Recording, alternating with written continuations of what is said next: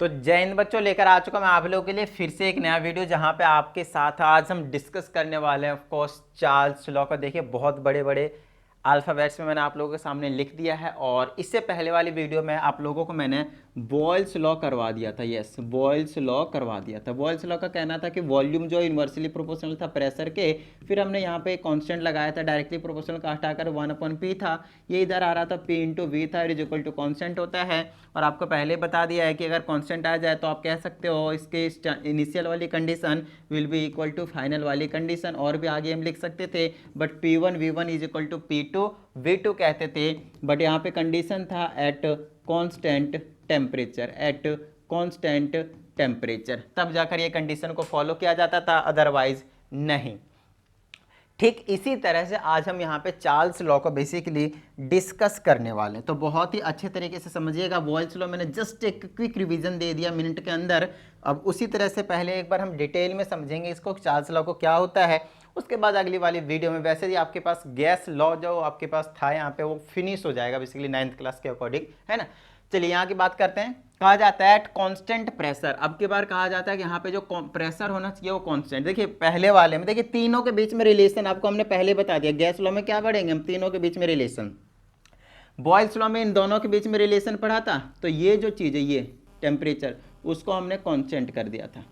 अब की बार यहाँ पे रिलेशन किसका पढ़ने वाले हैं पता है चार्ल्स लॉ में, वॉल्यूम एंड टेम्परेचर के बीच में। तो अब की बार 100% प्रेशर को क्या रहना पड़ेगा, कांस्टेंट। इन तीनों भाई में से दो को चेंज करते हैं तो तीसरे को फिक्स रखते हैं, बस ये कहानी आपको समझना है और कुछ नहीं, सिंपल सा लॉजिक और कुछ नहीं, ठीक है ना।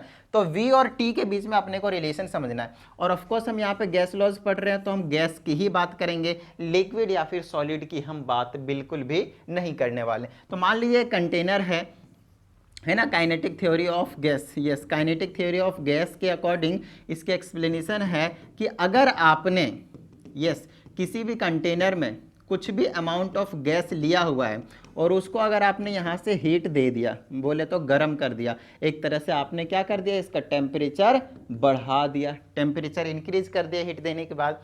तो क्या इनका कहना है कि भैया इसका जो अगर वॉल्यूम पहले से इतना था तो अब ये इतना हो सकता है, मतलब आगे और भी इंक्रीमेंट हो जाएगा। मतलब गैस जो है वो क्या होता है, एक्सपेंसिबल होता है, एक्सपेंड कर सकते हैं, तो गैस एक्सपेंड करके ज़्यादा वॉल्यूम को ऑक्यूपाई कर लेते हैं, ये इनका कहना है। सिंपल सा लॉजिक और कुछ नहीं है।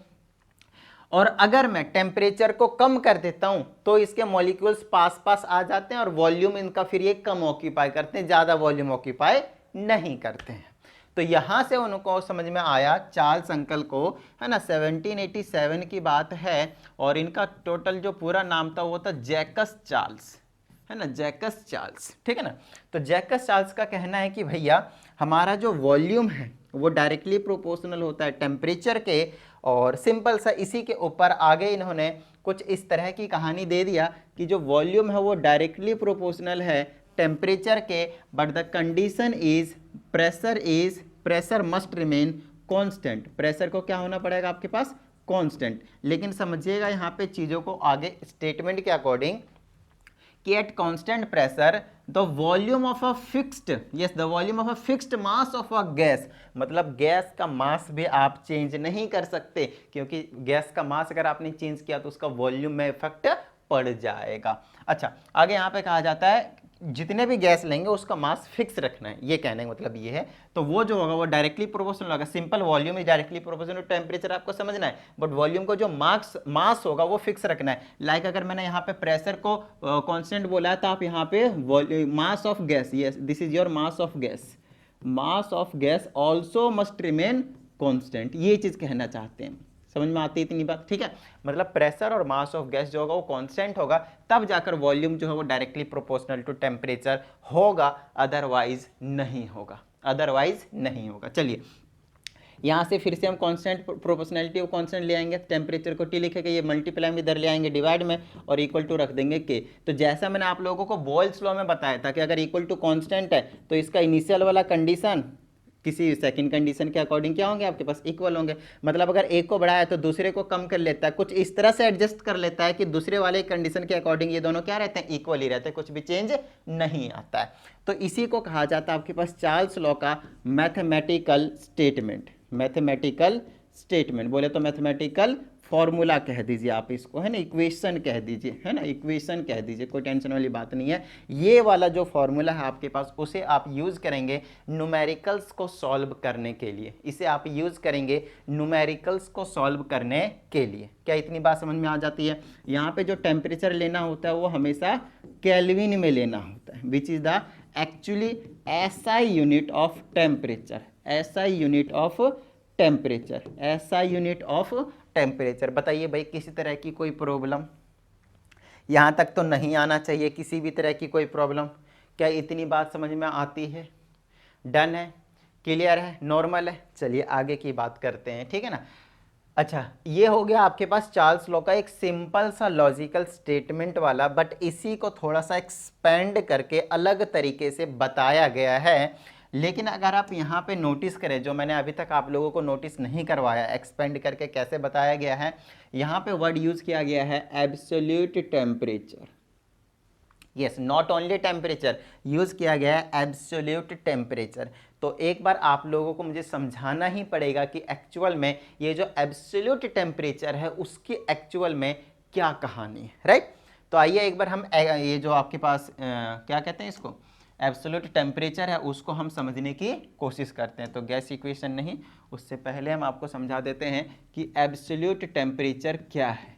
एब्सोल्यूट टेम्परेचर आपके पास क्या है? क्या इतनी बात समझ में आती है? एब्सोल्यूट टेम्परेचर क्या है? तो एब्सोल्यूट टेम्परेचर को समझने से पहले आपको डिग्री सेल्सियस और केल्विन के बीच में, yes, degree Celsius and kelvin के बीच में, जो कि दोनों को हम यूज करते हैं टेम्परेचर को मेजर करने के लिए, उनके यूनिट्स हैं, उसे आपको समझने की जरूरत है। बट एक बार पहले मैं स्टेटमेंट बता देता हूं। This is the temperature, this is की जगह इट इज लिखेंगे ना, मजा सा आ जाएगा। लिखते हैं it is the temperature, it is the temperature at which volume of a given gas is almost equal to zero, या फिर गिवन गैस बिकम्स, ए भाई आज इधर, of a gas becomes equal to zero. तो इस चीज़ को हम समझने की कोशिश करते हैं। अब यहाँ पे बच्चे परेशान कि सर ये कैसे पॉसिबल है कि किसी भी गैस का जो वॉल्यूम है वही जीरो हो जाए? क्या ऐसा कोई टेम्परेचर एक्चुअल में एग्जिस्ट करता है? Yes, this temperature exist and that temperature is called zero kelvin. Kelvin के टर्म में जीरो केल्विन होता है और डिग्री सेल्सियस के केस में होता है -273। जनरली आपको इतना ही देखने को मिलेगा मोस्टली टाइम, बट एक्चुअल में ये रहता है 273.15 डिग्री सेल्सियस। ये थोड़ा सा डेसिमल वाले वैल्यू को हम इग्नोर करके चलते हैं, छोटी वैल्यू रहती है इसीलिए। तो आप माइनस का 273 डिग्री सेल्सियस कह सकते हैं, डिग्री सेल्सियस की बात कर रहा हूँ मैं, ठीक है ना। ये जीरो क्यों लगाया मैंने? डिग्री सेल्सियस, ठीक है ना, डिग्री सेल्सियस, कुछ इस तरह से आपको लिखना है। तो जीरो केल्विन कह दीजिए, केल्विन में डिग्री विग्री का सिंबल ना लिखते हैं, ना ही गोला सा लगाते हैं, ठीक है ना। जीरो केल्विन, और वो किसके इक्वल होता है? -273.15 डिग्री सेल्सियस के इक्वल होता है। This temperature is called actually absolute temperature, ठीक है ना। This temperature is called absolute temperature. अब यहाँ पे मैं आप लोगों को एक छोटी सी चीज़ और समझा देता हूँ। Relationship, yes, relationship between the या फिर simply between degree Celsius and Kelvin, degree Celsius and Kelvin, degree Celsius and kelvin.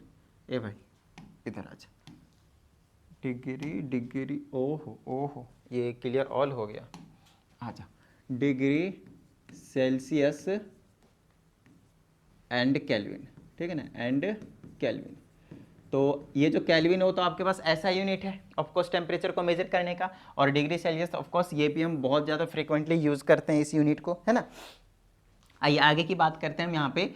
तो relationship between degree and Celsius के बीच में क्या रहता है वो चीज़ बता देते हैं। 0 degree Celsius is equal to 273.15 kelvin के इक्वल होता है। और जैसा कि अभी हमने आपको बताया कि ये जो 0.15 है उसको हम इग्नोर करके चलेंगे, है ना, वैसे होता है बट इग्नोर करके चलेंगे तो आप कह सकते हैं कि 0 डिग्री सेल्सियस, 0 डिग्री सेल्सियस जो होता है आपके पास वो 273 केल्विन के इक्वल होता है। 0 डिग्री सेल्सियस जो होता है आपके पास वो 273 डिग्री केल्विन के इक्वल होता है। अच्छा, एक चीज़ और है यहाँ पे चीज़ों को समझने की ज़रूरत है, ये कि यहाँ पे ये जो डिग्री सेल्सियस अगर मैंने 1 डिग्री सेल्सियस कर दिया तो ये हो जाता है उसी तरह से 273 से 274 के इक्वल, है ना, क्योंकि एक बढ़ जाता है। अगर 1 डिग्री सेल्सियस बढ़ाया तो आपके पास 1 केल्विन भी बढ़ेगा। If there is rise in 1 degree Celsius then it will be rise in 1 kelvin, खत्म बात, है ना। और अगर सेम एज डिक्रीज करेंगे तब भी, है ना, कम करेंगे तब भी। तो अगर हम 10 डिग्री सेल्सियस की बात करेंगे तो ये 10 इसमें भी बढ़ जाएगा तो 283 केल्विन की बात करेंगे। सिंपल आपको ऐसा करना है, ठीक है ना, सिंपल आपको ऐसा करना है। मतलब अगर आपको केल्विन में टेम्परेचर चाहिए तो जो टेम्परेचर दिया हुआ है डिग्री सेल्सियस में उसमें आप ऐड कर दीजिए कितना, 273, है ना, डिग्री सेल्सियस में जो भी टेम्परेचर गिवन है उसमें आप क्या कीजिए 273 ऐड कर दिए तो आपको केल्विन में टेम्परेचर मिल जाएगा। और अगर आपको लेस करना है तो कम कर दीजिए। उसी तरह से देखिए अगर मैं माइनस करता हूं तो 0 डिग्री सेल्सियस मैंने -1 पे चला गया, -1 हो जाएगा तो ये कितना हो जाएगा आपके पास 272 केल्विन। उस तरह से करते करते करते करते करते करते मैं कहाँ पे चला जाऊंगा, कहाँ पे चला जाऊंगा, मान लेते हैं कि -100 डिग्री सेल्सियस गया मैं, तो इसमें से 100 माइनस करूंगा तो 173 केल्विन आएगा। बोलिए हाँ या नहीं, बिल्कुल सही बात है ना, क्योंकि इसमें से 100 माइनस कर दिया मैंने 273 में, इसमें से 100 माइनस किया तो -100 डिग्री सेल्सियस, तो इसमें से भी माइनस करेंगे तो 173 डिग्री केल्विन आ जाएगा। अच्छा, माइनस का 273 डिग्री सेल्सियस कर दिया तो क्या होगा, तो यहाँ पे 273 डिग्री माइनस करना पड़ेगा तो क्या आ जाएगा आपके पास 0 केल्विन। और आइए यहाँ पे हमने आपको यही चीज़ समझाया था कि जो 0 केल्विन होता है वो 273 डिग्री सेल्सियस के इक्वल होता है। 0.5 बता ही दिया, इग्नोर करके चलते हैं, है क्योंकि छोटी वैल्यू होती है इसीलिए, और कोई बात नहीं है, ठीक है। तो आई होप आप लोगों को डिग्री सेल्सियस और केल्विन के बीच का जो रिश्ता है वो आपको समझ में आया होगा, ठीक है। रिश्ता आप लोगों को यहाँ पे समझ में आ जाना चाहिए। चलिए, अगर आप लोगों को ये जो चीज़ है रिश्ता समझ में आ गया है तो आपको यहाँ पे हमने लिख दिया है कि टेक इन केल्विन, ये जो टेम्परेचर रहेगा उसको आपको क्या लेना पड़ेगा, केल्विन में। तो अगर डिग्री सेल्सियस में दिया होगा न्यूमेरिकल में तो आप क्या करेंगे, केल्विन में कंसिडर करेंगे, दैट्स इट। बताइए किसी तरह की कोई प्रॉब्लम यहाँ तक नहीं ना, बिल्कुल छोटी सी चीज़ थी। आइए अब यहाँ तक तो सबके समझ में आ जाता है, स्टेटमेंट भी हो गया, सब अच्छी बात है, हो गया ये चार्ल्स लॉ खत्म, सिर्फ आपको न्यूमेरिकल की प्रैक्टिस करनी है। बट इसका आपको एक और स्टेटमेंट देखने को मिलता है, एक और नया फॉर्मूला, मैथमेटिकल फॉर्मूला देखने को मिलता है। और वो क्या होता है, किस तरह से होता है, उसको थोड़ा सा हम यहाँ पे समझने की कोशिश करते हैं। आइए हम आपको समझाते हैं, देखिएगा। अच्छा, ये गैस इक्वेशन है तो पहले आते हैं और एक और लेते हैं, ठीक है ना। गैस इक्वेशन से पहले हम यहाँ पे समझने की कोशिश करते हैं कि अच्छा, अभी थोड़ी देर पहले मैंने आप लोगों को बताया कि जो वॉल्यूम है, ये वॉल्यूम की बात कर रहा हूँ मैं, किसी भी गैस का 0 हो जाता है उस केस में जो टेम्परेचर होता है वो -273 डिग्री सेल्सियस होता है। ये कैसे होता है उस चीज़ को समझने के लिए कोशिश करते हैं। यहाँ पे हमें मालूम है कि अगर मैंने टेम्परेचर बढ़ाया तो वॉल्यूम भी बढ़ेगा, है ना, एक्सपेंड हो जाएंगे तो वॉल्यूम क्या हो जाएगा, ज़्यादा ऑक्यूपाई करेंगे उस स्पेस को तो वॉल्यूम भी बढ़ जाएगा।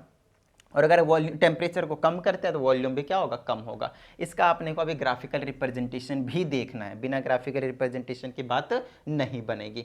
तो आइए उस चीज़ को और थोड़ा समझने की कोशिश करते हैं। ग्राफिकल रिप्रेजेंटेशन को समझने के लिए आपको पहले ये वाली चीज़ जो है समझना पड़ेगा, ठीक है ना। और अगर ये चीज़ समझ में नहीं भी आता है तो टेंशन नहीं लेना, अभी तक जो मैंने आपको बताया ना वो चार्ल्स लॉ के लिए लगभग ठीक ठाक स्टेटमेंट आपको मिल चुका है, बहुत अच्छा स्टेटमेंट आपको मिल चुका है। देखिए, हमें पता है कि 0 डिग्री सेल्सियस पे आपके पास मान लेते हैं कि कुछ ना कुछ वॉल्यूम होगा V0, है ना। Let at 0 degree Celsius volume of a gas is V0 मान लिया हमने। Then at T degree Celsius will be let say V। बोलिए किसी तरह की कोई प्रॉब्लम नहीं ना, यहाँ तक हो जाएगी, क्लियर है, डन है, ठीक है। तो ये जो V होगा तो वो क्या होगा, V will be equal to V0 और प्लस में समथिंग टेम्परेचर, टेम्परेचर क्या रहो, सम सम वॉल्यूम। अब बोलोगे सर ये क्या भला है, आइए मैं आपको समझाता हूँ, समझिएगा। अगर आपके पास 0 डिग्री सेल्सियस में मान लेते हैं कि 200 ml था, एक एग्जाम्पल के तौर पे, तो अगर मैंने यहाँ पे मान लीजिए कि मैंने 50 डिग्री सेल्सियस किया, तो यार कहीं ना कहीं 250 ml के आसपास तो पहुँच गया होगा एग्जाम्पल के तौर पे। वैसे ज़्यादा पहुँचेगा या फिर कम पहुँचेगा, एक्सपेरिमेंट से पता चलेगा। फिलहाल हम वहाँ पे कुछ नहीं देख रहे हैं, फॉर्मूले से पता चलेगा। फिलहाल हम सिर्फ एक कंसिडर कर रहे हैं एक केस को कि अगर 0 डिग्री सेल्सियस पे किसी भी गैस का वॉल्यूम 200 ml था, तो 50 डिग्री सेल्सियस में और 250 ml होने के चांसेस है कि कोई टेम्परेचर बढ़ा दिया तो वॉल्यूम भी बढ़ेगा। अब अगर मैंने यहां पे बोला कि 0 डिग्री सेल्सियस पे V0 था, V0 था, यस V0 था, तो अगर मैंने टेम्परेचर बढ़ा दिया T डिग्री सेल्सियस 10, 20, 50, 100, तो कुछ ना कुछ तो बढ़ा होगा। तो V0 जो पहले से था उसमें मैं कुछ ना कुछ वॉल्यूम और ऐड करूंगा ना। पहले 200 था, 50 ऐड किया तब तो 250 आया। कौन से टेम्परेचर पे? 50 डिग्री सेल्सियस पे। बताइए किस तरह की कोई प्रॉब्लम यहाँ तक? नहीं ना, यहाँ तक समझ में आ गई आपको लोगों की बात। तो जो टोटल वॉल्यूम होगा जो डिग्री सेल्सियस पे होगा, वो इनिशियल वाला तो वॉल्यूम होगा जो डिग्री सेल्सियस पे था, और प्लस में कुछ ना कुछ वॉल्यूम और होगा, कुछ ना कुछ वॉल्यूम और होगा, क्योंकि हमने टेम्परेचर राइज कर दिया है। अच्छा, ये वाला सम वॉल्यूम कितना होगा वो हम इधर से निकाल लेते हैं, यहाँ पे निकाल लेते हैं कि सम वॉल्यूम जो अभी मैंने आप लोगों को बताया कि यहाँ पे है वो कितना होगा। तो उसके लिए मैं यहाँ पे कंसिडर केस करवाता हूँ कि अगर मैं 0 डिग्री सेल्सियस लेता हूँ तो उस केस में वॉल्यूम कितना था? V0 था। अगर 0 डिग्री सेल्सियस में कितना लिया मैंने? V0 लिया। यहाँ तक कोई दिक्कत नहीं है, अच्छी बात है।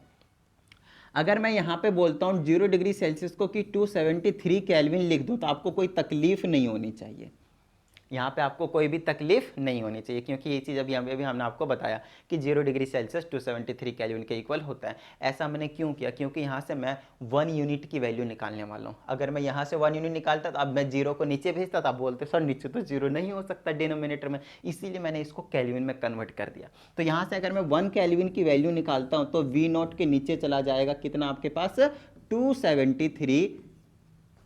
273 बेसिकली यही रहेगा और कुछ नहीं। V0 के नीचे चला जाएगा 273।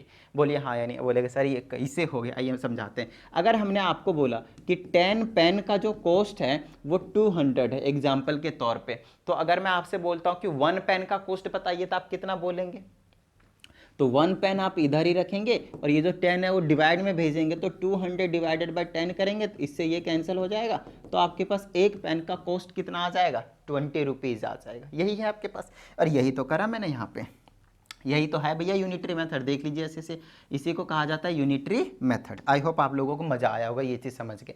तो ये तो हमने निकाला कि यार एक यूनिट के लिए कितना होगा, ये तो हमने निकाल लिया कि एक यूनिट के लिए कितना होगा। तो जब हमें टी यूनिट चाहिए होगा, है ना, फॉर टी डिग्री सेल्सियस कह देते हैं, तो हम इसको क्या करेंगे? मल्टीप्लाई कर देंगे टी डिग्री सेल्सियस से, तो विल बी इक्वल टू, ये तो 1 डिग्री सेल्सियस की वैसे नहीं, केल्विन के लिए, तो आप केल्विन में रख सकते हैं, नो प्रॉब्लम। तो ये आ जाएगा V0 के नीचे 273 और ये मल्टीप्लाई में आ जाएगा T टेम्परेचर वाला, है ना। अब मान लीजिए कि मैंने यहाँ से आप लोगों को एक पेन का कॉस्ट निकलवा दिया था 20 रुपीज़, तो यही है ना एक तरीके से 20 रुपीज़ एक पेन का कॉस्ट। अगर मैं आप लोगों से ये कहता हूँ कि 1 यूनिट का बता दिया ना, वहाँ पे भी 1 यूनिट, 1 पेन का मतलब 1 यूनिट, और यहाँ पे भी 1 यूनिट बता दिया। अब अगर मुझे 10 पेन का निकालना है तो फिर से 10 से मल्टीप्लाई कर दूंगा, 200 आ जाएगा। 5 पेन का निकालना है, लेट से 5 पेन का, तो 25 जा 100 हो जाएगा वो। उसी तरह से यहाँ पे अगर 1K की वैल्यू हमने निकाल दिया है, तो TK का वैल्यू लिख दीजिए यहाँ पे कि T केल्विन की वैल्यू कितनी होगी, है ना। T केल्विन की वैल्यू कितनी होगी, तो हम क्या करेंगे? यहाँ से T को क्या करेंगे? मल्टीप्लाई कर देंगे। बोलिए किस तरह की कोई प्रॉब्लम नहीं ना, बिल्कुल सिंपल है। तो यहाँ पे ये हमने निकाल दिया some volume. So now V will be equal to V0 और प्लस में, और यहाँ पे पुट कर दीजिए ये वाली V0 और डिवाइडेड बाय में 273 और मल्टीप्लाइड बाय में T। लीजिए खत्म बात, लीजिए खत्म बात। बताइए किस तरह की कोई प्रॉब्लम यहाँ तक? नहीं ना, बिल्कुल सिंपल है, कोई टेंशन वाली बात नहीं है। आइए अब हम आगे की काम कर लेते हैं। आगे इसको थोड़ा सा और सॉल्व करना होता है, उसके लिए हम क्या करते हैं? दोनों में से V0 कॉमन ले लेते हैं, तो यहाँ पे 1 बच जाता है, प्लस में यहाँ पे सिर्फ T बचता है, नीचे में 273 बचता है। और आगे इसको मैं एल्सियम ले लूँगा तो मेरे पास आ जाएगा इसका एल्सियम 273, और ये आ जाएगा 1 से, ये आ जाएगा ऊपर 273, बीच में प्लस, ये आ जाएगा 273, ऊपर आ जाएगा T। सो ओवरऑल एक ये भी आपके पास इक्वेशन निकल कर आता है चार्ल्स लॉ के अकॉर्डिंग। बताइए भाई किस तरह की कोई प्रॉब्लम नहीं ना। अब अगर मैं यहाँ पे टेम्परेचर, यस टेम्परेचर लेता हूँ माइनस का 273 डिग्री सेल्सियस, ये जो टी है ना, टी टेम्परेचर है ना, टेम्परेचर अगर मैं माइनस का 273 डिग्री सेल्सियस ले रहा हूँ सेल्सियस में, तो यहाँ पे मैं पुट कर दूंगा तो ये आ जाएगा आपके पास volume is equal to V naught और ब्रैकेट में आ जाएगा 273 और यहाँ पे पुट करूँगा तो माइनस का 273 और डिवाइडेड बाय में 273, और ये माइनस करेंगे तो जीरो आ जाएगा और जीरो से सबको मल्टीप्लाई करेंगे इसको तो ओवरऑल जीरो आ जाएगा, चाहे मल्टीप्लाई में या डिवाइड में कुछ भी हो। अच्छा ये वी नॉट नहीं सिर्फ वी रहेगा आपके पास, तो जो टोटल वॉल्यूम निकल कर आ जाता है, सो जो टोटल वॉल्यूम निकल कर आ जाता है वो जीरो हो जाता है। और यही रीज़न है कि कोई भी गैस जो है वो -273, जनरली जो टेम्परेचर है उसका जो लिमिट भी है वो -273 डिग्री सेल्सियस तक है। उससे अगर बियॉन्ड जाते हैं हम तो आपके पास गैस का जो वॉल्यूम है वो एग्जिस्ट नहीं करेगा, और वो एक थियोरेटिकली जो हम अभी यहाँ पे निकाल रहे हैं वो पॉसिबल बेसिकली नहीं है। इस चीज़ को आपको समझने की ज़रूरत है। बताइए भाई किस तरह की कोई प्रॉब्लम यहाँ तक आपको एक चीज़ समझ में आ गया होगा। अगर ये समझ में नहीं भी आया तो टेंशन मत लीजिए, बस इतना समझ लीजिए कि 273 डिग्री सेल्सियस पे, माइनस वाले पे, -273 डिग्री सेल्सियस पे क्या होता है आपके पास, जो वॉल्यूम होता है आपके पास किसका, गैस का, वो जीरो हो जाता है। अब इसका ग्राफिकल रिप्रेजेंटेशन देखते हैं हम, चार्ल्स लॉ का है ना, ग्राफिकल रिप्रेजेंटेशन। ग्राफिकल जब रिप्रेजेंटेशन हम देखने जाते हैं तो आपको एक छोटी सी चीज़ पता चलनी चाहिए, कुछ इस तरह से है। मान लीजिए यहाँ पे आपने टेम्परेचर लिख दिया है ना, कि इधर केल्विन डिग्री सेल्सियस में बोल दीजिए 0 डिग्री सेल्सियस, ये मान लीजिए कि 100 डिग्री सेल्सियस है ना, डिग्री सेल्सियस में बोल दीजिए ये वाला, तो लिखने की जरूरत नहीं पड़ेगी सब जगह बार बार। फिर 200, फिर 300, इस तरह से आगे चलते जाएंगे और इधर आएंगे माइनस का 100 डिग्री सेल्सियस है ना, यहाँ पे माइनस का 200, यहाँ पे माइनस का 300 एंड सो ऑन, ऐसे चलते चले जाएंगे। इधर मैं वॉल्यूम ले लेता हूँ क्योंकि वॉल्यूम और टेम्परेचर के बीच में तो रिलेशन बताया ना चार्ल्स लॉ ने। इधर वॉल्यूम ले लिया, मान लीजिए 10 है, आपके पास 20 है, आपके पास 30 है, मर्जी है कुछ भी लीजिए, कोई टेंशन वाली बात नहीं है, ठीक है ना। ये 40 इस तरह से जा रहा है। अब यहाँ पे ये मत बोल दीजिएगा कि V जो है वो डायरेक्टली प्रोपोर्शनल है टेम्परेचर के, तो डायरेक्टली प्रोपोर्शनल होगा तो ऐसे आ जाएगा निकल के, बिल्कुल भी नहीं। क्योंकि अभी अभी हमने यहाँ पे देखा वॉल्यूम जो है, टेम्परेचर बेशक जीरो हो लेकिन वॉल्यूम जीरो नहीं होता। यहाँ पे हमारे पास बहुत ऐसे आपको प्लेसेस पता होंगे जहाँ पे टेम्परेचर माइनस में चले जाते हैं, तो क्या वहाँ पे गैस का वॉल्यूम गायब हो जाता है? नहीं गायब होता ना, रहता ही है कुछ ना कुछ, वॉल्यूम रहता ही रहता है ना, गैस रहता ही रहता है, गायब नहीं होता। इसका मतलब ये है कि 0 डिग्री सेल्सियस पे वॉल्यूम होता है कुछ ना कुछ। कहाँ जीरो होता है? माइनस पे जाके, वो भी कहाँ पे, इधर कहीं आ रहा होगा 273 डिग्री सेल्सियस। बताइए किसी तरह की कोई प्रॉब्लम नहीं ना, तो इसको उड़ाते हैं हम, इसको उड़ा दिया। अब हम यहाँ पे आते हैं कैसे बनाएंगे, तो यहाँ पे कहीं ना कहीं पे 273 डिग्री सेल्सियस मान लेते हैं और ऐसे करके आपके पास स्ट्रेट लाइन लेकर जाना होगा, डायरेक्टली प्रोपोर्शनल, तो ऐसे ही लेकर जाना है, स्ट्रेट लाइन लेकर जाना है आपको, ऐसे लेकर जाना है, आपके पास स्ट्रेट लाइन ही लेकर जाना है। लेकिन 0 डिग्री सेल्सियस पे कुछ ना कुछ अमाउंट ऑफ वॉल्यूम हो रहा होता है, and this is your graphical representation of Charles law between volume and temperature. बताइए भाई किसी तरह की कोई प्रॉब्लम यहाँ तक नहीं ना, नॉर्मल सी बात थी, कोई टेंशन वाली बात नहीं है। अब आते हैं हम नेक्स्ट टॉपिक के पे, दैट इज कॉल्ड, अच्छा ये तो आपके पास न्यूमेरिकल हो गया है ना, उससे पहले आपके पास गैस इक्वेशन के बारे में बताना है अपने को। देखिए गैस इक्वेशन कुछ और नहीं है, कॉम्बाइंड स्टेट है, कॉम्बाइंड फॉर्म है, यस कॉम्बाइंड फॉर्म है ये, किसका? कॉम्बाइंड फॉर्म है। अभी तक आप लोगों को दो ही लॉ तो पढ़ाया है गैस वाले, एक तो बॉयल्स लॉ, एक चार्ल्स लॉ, है ना, एक गैस लॉ और एक चार्ल्स लॉ, बॉयल्स लॉ और एक चार्ल्स लॉ, है ना। तो बॉयल्स लॉ में, अकॉर्डिंग टू बॉयल्स लॉ, यहाँ पे लिख देते हैं हम अकॉर्डिंग टू बॉयल्स लॉ, तो combined form of Boyle's law and Charles law, है ना, फुल फॉर्म में लिख लिया Boyle's law and Charles law. तो अकॉर्डिंग टू बॉयल्स लॉ अपने को मालूम है जो वॉल्यूम है वो डायरेक्ट इनवर्सली प्रोपोर्शनल है प्रेशर के, है ना, और यहाँ पे टेम्परेचर रिमेन्स कांस्टेंट, ये लिख दीजिएगा temperature is equal to constant. लाइए दूसरा लिख दीजिए अकॉर्डिंग टू चार्ल्स लॉ, जो अभी आपको हमने अभी पढ़ाया है, according to Charles law V is directly proportional to temperature. Second equation यहाँ पे प्रेशर एंड मास दोनों को क्या करेंगे?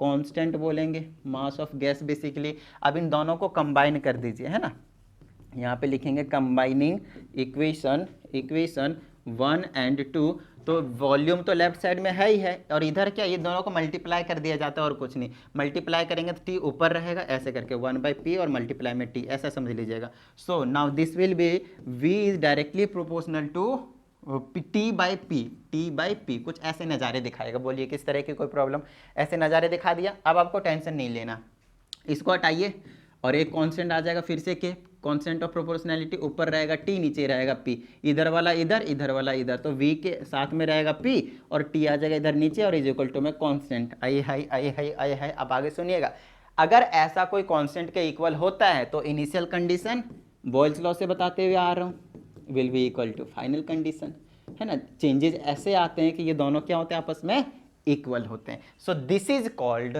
Basically gas equation. इसको हम क्या कहते हैं भैया, गैस इक्वेशन।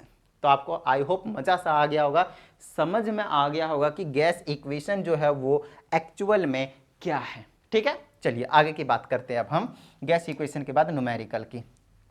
तो न्यूमेरिकल बिल्कुल हंसते खेलते आप कर देंगे। पहला कहता है what will be the volume of gas at 0 degree Celsius. तो T1 की बात दे दिया पहले ही, T1 है ना, टेम्परेचर दे दिया T1, मतलब ये 273 केल्विन, पहले बोल दिया केल्विन में लेंगे, डिग्री सेल्सियस में नहीं लेंगे। विच ऑक्यूपाई वॉल्यूम V1 दे दिया, जो ऑक्यूपाई करता है वॉल्यूम 200 ml एट 27, ये क्या हुआ, what will be the volume of gas at 0 degree Celsius. Sorry, इन्होंने पूछा है कि 0 डिग्री सेल्सियस पे गैस का जो वॉल्यूम है वो क्या होगा अगर if it occupies 200 ml volume. तो कंडीशन ले लेते हैं कि 200 ml जो है वो वॉल्यूम है कब, 27 डिग्री सेल्सियस पे, और हमसे कहा जाता है कि अगर हमने टेम्परेचर 0 डिग्री सेल्सियस कर दिया तो इसका जो वॉल्यूम है वो क्या होगा। तो ये कंडीशन हो गया पहला वाला, ये कंडीशन हो गया दूसरा वाला। ऑफ कोर्स टेम्परेचर लेंगे तो इसमें डिग्री सेल्सियस से केल्विन में जाते हैं, 273 ऐड करेंगे 300 केल्विन हो जाएगा, और वॉल्यूम यहाँ पे 0 डिग्री सेल्सियस है, इसका मतलब वो 273 केल्विन है। बोलिए किस तरह की कोई प्रॉब्लम, सिंपल था, है ना, सिंपल था। आइए आगे की बात करते हैं। अब अपने को क्या पता करना है, वॉल्यूम मतलब V2। तो ये वाला हो गया आपके पास V1, ये हो गया आपके पास T1, और ये हो गया आपके पास T2 T2 T2 T2 मामा नहीं T2, है ना, और ये हो गया आपके पास V2। तो आपको पता है चार्ल्स लॉ के अकॉर्डिंग, है ना, चार्ल्स लॉ के अकॉर्डिंग क्या होता है आपके पास, ये P कहाँ से आ गया, क्या हो गया, V1 अपॉन में T1 इज इक्वल टू में V2 अपॉन में T2। अच्छा, एक चीज़ आपको पहले से पता है, क्योंकि हमने यहाँ पे टेम्परेचर जो वो कम कर दिया है। अच्छा, टेम्परेचर कम कर दिया तो वॉल्यूम भी क्या होगा, कम होगा, और 100% है कि 200 ml V2 नहीं निकल कर आएगा, उससे कम निकल कर आएगा। तो V1 की जगह क्या है आपके पास, V1 के जगह पे 200 ml है, डिवाइडेड बाय में T1 के जगह कितना है 300 केल्विन है, इक्वल टू में V2 के जगह कितना है नहीं मालूम। अच्छा, T1 के जगह कितना है टेम्परेचर 273, क्रॉस मल्टीप्लाई कर दीजिए तो ये आ जाएगा V2 के साथ मल्टीप्लाई में आ जाएगा 300 और इक्वल टू में ये इधर मल्टीप्लाई हो जाएगा तो ये आ जाएगा 200 के मल्टीप्लाई में 273, और ये आ जाएगा V2 will be equal to 200 और मल्टीप्लाई में 273 और डिवाइडेड बाय में 300। दो जीरो को उड़ा दीजिए, है ना, ये कट जाएगा 3 9 27, 3 एकम 3 91, ये आ जाएगा V2 इज इक्वल टू 91 दूना 182 ml। लीजिए खत्म बात, यूनिट सेम रखना है, ये भी ml में था तो ये भी ml में ही निकल कर आएगा V2, मतलब जो फाइनल वॉल्यूम होगा वो आपके पास 182 ml है, वो निकल कर आ जाएगा। बताइए भाई किसी तरह की कोई प्रॉब्लम, चलिए नोट डाउन कर लीजिए इसको, छोटी सी चीज़ थी ये तो, है ना, डायरेक्ट फार्मूला बेस्ड क्वेश्चन आते हैं, ज़्यादा टेंशन नहीं लेना आप लोगों को। नेक्स्ट आपके पास ये जो है वो थोड़ा सा समझने की ज़रूरत है, कंडीशन चेकआउट करना है क्या क्या गिवन है, ठीक है ना। उससे पहले मैं आप लोगों को इसमें बता दूँ स्टैंडर्ड कंडीशंस क्या होता है। STP का नाम सुना होगा, इसका मतलब होता है स्टैंडर्ड, T का मतलब होता है टेम्परेचर और P का मतलब होता है आपके पास प्रेशर। तो स्टैंडर्ड टेम्परेचर प्रेशर जो आपको लेना रहता है, टेम्परेचर आपको लेना होता है 0 डिग्री केल्विन, 0 डिग्री सेल्सियस मतलब 273 केल्विन लेना है आपको, और प्रेशर जो रहता है वो 180 m, है ना, या फिर 760 mm ऑफ Hg भी बोलते हैं, बट फिलहाल अपने को इतना समझना है, ठीक है ना। चलिए आगे की बात करते हैं अब हम यहाँ पे। तो वो आ जाएगा आपके पास, ये gas measures 80 ml at 2.5 ATM, मतलब पहला केस लेते हैं हम कि एक गैस का जो मेजर है वो V1 है, वो 80 ml है, और कितने प्रेशर पे, P1 पे, वो 2.5 ATM पे है। अब कहा जाता है एंड टेम्परेचर ऑफ 27 डिग्री, और इसको जो मेंटेन रखा गया वो टेम्परेचर कितना है T1 27 degree Celsius. Of course degree Celsius में अपने को नहीं मांगता है, तो उसको हम क्या करेंगे केल्विन में ले लेंगे, तो 273 ऐड करते ही 300 केल्विन आ जाएगा। ये इनिशियल केस हो गया। अब बाद में क्या कहा जाता है वो चीज़ चेक करते हैं। कहा जाता है calculate its volume at standard conditions of temperature and pressure. तो इसकी वॉल्यूम बतानी है, स्टैंडर्ड टेम्परेचर प्रेशर, तो स्टैंडर्ड टेम्परेचर 0 डिग्री, तो ये T2 हो जाएगा, मतलब कह दीजिए 273 केल्विन हो जाएगा। और P2 मतलब प्रेशर कितने पे कैलकुलेट करना है 1 atm पे कैलकुलेट करना है। ये चीज़ पहले बता दिया हमने यहाँ पे STP का क्या मतलब है। अब सिंपली क्या करना है वही, अब ये गैस इक्वेशन में क्या बताया P1 V1 डिवाइडेड बाय में T1, और इक्वल टू में क्या था आपके पास P2 V2 डिवाइडेड बाय में T2। अब बोलोगे सर ये कहाँ से आ गया, ये कहीं और से नहीं आया भाई, अभी यहाँ पे हमने डराइव करवाया है ना। अरे गया कहाँ, ये रहा P1 V1 डिवाइडेड बाय में T1 is equal to P2 V2 divided by में T2। बताइए किस तरह की कोई प्रॉब्लम है ना, यही चीज़ तो यहाँ पे लिखा है ना। अब आपको कुछ नहीं करना है, यहाँ पे वैल्यूज पुट करना है, सॉल्व कर देना है। P1 के जगह कितना है, P1 के जगह आ गया आपके पास 2.5 मल्टीप्लाई में V1 के जगह कितना है आपके पास 80 डिवाइडेड बाय में T1 के जगह कितना है 300 केल्विन। यहाँ से डेसिमल हटाइए, नीचे एक और जीरो लगा लीजिए, इक्वल टू में आगे चेकआउट कीजिए क्या क्या आ रहा है आपके पास। यहाँ पे P2 कितना आपके पास 1, T2 कितना है 273 केल्विन, और डिवाइडेड बाय में V2 गलत कर दी हो रे। तो बेसिकली P2 आपके पास 1 है, मल्टीप्लाई में V2 नहीं मालूम, और डिवाइडेड बाय में T2 मतलब 273 केल्विन। हमेशा आपको केल्विन में टेम्परेचर को लेना है, ठीक है। चलिए अब इसको सॉल्व करने का अपने को और कुछ नहीं है ना, इधर उधर कर देते हैं क्रॉस मल्टीप्लाई, ये इधर आ जाएगा, बाकी सब कुछ तो वैसे नॉर्मल है, तो ये आ जाएगा 25 मल्टीप्लाई 80 और डिवाइडेड बाय में 3000, और ये जो 273 है वो इधर आ जाएगा मल्टीप्लाई में, और ये V2 इधर ही रहने का है, 1 डिवाइड में आएगा तो उससे कुछ भी फर्क पड़ेगा नहीं। अब इसको सॉल्व करने का और आपको आंसर ले जाने का, आंसर किस में मिलेगा आपको ml में मिलेगा, है ना। आंसर किस में मिलेगा आपको, यहाँ से सॉल्व कर लेना है और डैश ml लिख देना है, क्योंकि हमने V1 को ml में लिया हुआ है। बताइए किस तरह की कोई प्रॉब्लम नहीं ना, सिंपल सा लॉजिक है, सिंपल से क्वेश्चन है, सिंपल से फंडे हैं, तो ज़्यादा टेंशन लेने की वैसे भी कोई ज़रूरत नहीं है। सारी चीज़ें आप लोगों को मैंने यहाँ पे करवा दिया, और फाइनली हमारे पास जो the study of gas laws थे वो चैप्टर जो है वो कंप्लीट हो जाता है। और अगर किसी भी टॉपिक में कुछ भी डाउट होता है तो फटाफट आप लोगों को क्या करना रहता है, कमेंट करके बता देना होता है।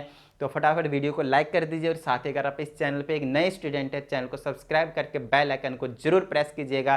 तो चलिए मिलते हैं अगली वीडियो में, प्रैक्टिस करते रहिएगा। जय हिंद।